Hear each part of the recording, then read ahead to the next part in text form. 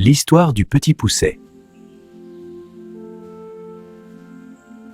Enfin à la maison, mais la journée a été rude. Oui, et nous n'avons rien à manger. Rien du tout, quelle misère. Demain, il faut trouver quelque chose. Le bûcheron et sa femme avaient 7 enfants. Le plus jeune était si petit qu'on l'appelait Petit Pousset. Le bûcheron et sa femme étaient si pauvres qu'ils ont décidé de faire perdre leurs 7 enfants dans la forêt. Ils espéraient que leurs enfants trouveraient une meilleure chance de survivre. Mais le petit Pousset avait déjà entendu leur plan. Avant de partir, il avait ramassé des cailloux et les avait mis dans ses poches. Petit Pousset marchait derrière ses parents et ses frères et jetait en même temps les cailloux qu'il avait ramassés. Les parents emmenèrent leurs enfants loin dans la forêt. Youpi! On joue! Il faut y aller maintenant. Oui, avant qu'ils ne reviennent. Tandis que les enfants jouaient, les parents s'éclipsèrent discrètement. Alors, les enfants avaient très peur. Ils se mirent à pleurer. N'ayez pas peur. J'ai laissé des cailloux sur le chemin qui mène à la maison. On va la retrouver. En suivant les cailloux, nous avons retrouvé notre maison. Oui, enfin à la maison. Petit Pousset, tu nous as sauvés. Petit Pousset et ses grands frères rentrèrent dans la maison, mais la situation n'avait pas changé. Il n'y avait pas de nourriture, et leurs parents étaient pauvres. Désespérés, leurs parents décidèrent de les faire perdre une nouvelle fois. Mais cette fois, Petit Pousset n'avait pas trouvé de cailloux, alors il utilisa les miettes de son morceau de pain pour marquer le chemin. Alors que Petit Pousset allait en jetant les miettes de pain, les oiseaux le poursuivaient en les picorant. Il faut y aller. Oui, comme la première fois. Pas un bruit, restons discrets. Encore une autre fois, les enfants se trouvèrent seuls dans la forêt. Les oiseaux ont tout mangé. Nous sommes perdus. Oh non, que faire maintenant? Courage les amis, trouvons un abri. Fatigués, Petit Pousset et ses frères marchaient plus loin au cœur de la forêt jusqu'à ce qu'ils aperçoivent une lumière lointaine. C'était la maison d'un ogre. Ils frappèrent à la porte et une dame leur ouvrit. S'il vous plaît, pouvons-nous avoir un peu de nourriture et rester cette nuit? Oui, mon petit, vous êtes les bienvenus. La dame était inquiète. Elle avertit les enfants et leur demanda d'être très prudents. Entrez vite et cachez-vous. Mon mari est un ogre qui mange les enfants.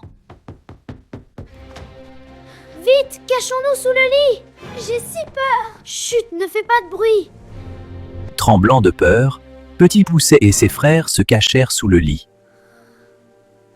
À cet instant-là, l'ogre rentra dans la maison, renifla l'air et rugit. Je sens la chair fraîche. La dame tenta de calmer son mari l'ogre. Ce n'est que l'odeur du poulet rôti. Mais l'ogre finit par trouver le Petit Pousset et ses frères cachés sous le lit. Vous vous êtes cachés sous le lit. Je vous ai trouvé, petit garnement. Vite, sauvez-vous. L'ogre attrapa les 7 garçons et les enferma dans une chambre. Je les mangerai demain matin. Cette nuit-là, les 7 garçons furent placés dans la même chambre que les 7 filles de l'ogre qui portaient toutes de jolies couronnes. J'ai une idée géniale. Petit Pousset échangea les couronnes des filles qui dormaient avec les bonnets des garçons.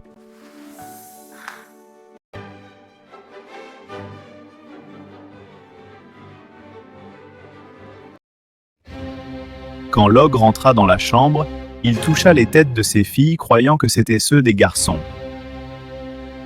Mais sa femme intervint à temps et l'empêcha de perpétrer le crime. Après s'être rendu de son erreur, l'ogre poussa un cri horrible.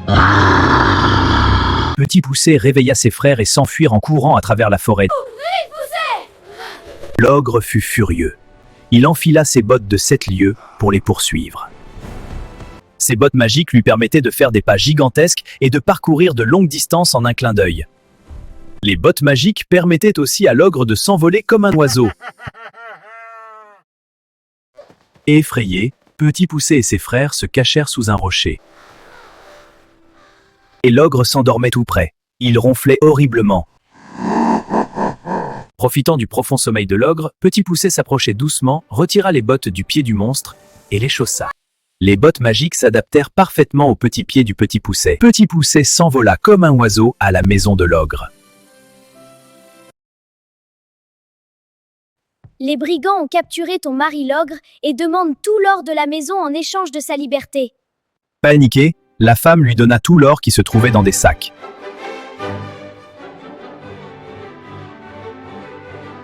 Tiens, prends tout! Grâce à ses bottes magiques, Petit Poucet atterrit dans la maison de ses parents, emportant avec lui 3 sacs remplis d'or. Regardez, de l'or pour la famille. Petit Poucet et ses frères retrouvèrent leurs parents. Grâce à l'or qu'ils avaient rapporté, la famille ne manquait plus jamais de rien.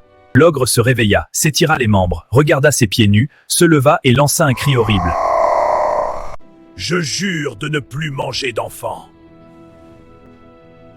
Et c'est ainsi que Petit Poucet sauva sa famille et vécut avec eux heureux pour le restant de leur vie.